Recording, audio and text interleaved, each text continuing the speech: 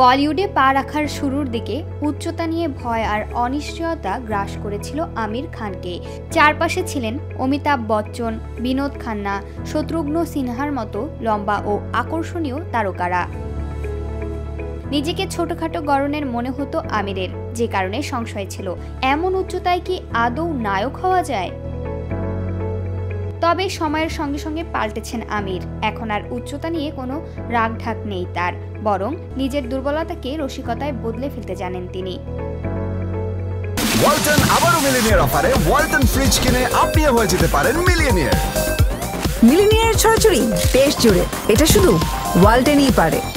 সম্প্রতি এক সাক্ষাৎকারে নিজের অতীত অভিজ্ঞতা শেয়ার করেছেন এই বলিউড অভিনেতা।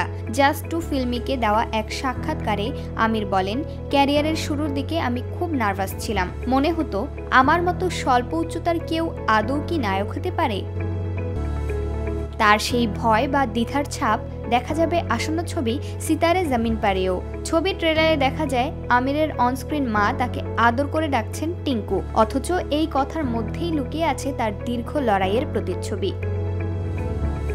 আমির বলেন, জাভেদ সাহেব একবার বলেছিলেন হাস্যরস শুধু মজা করার জন্য নয়, বরং কঠিন সময় পেরিয়ে যেতে সাহায্য করে।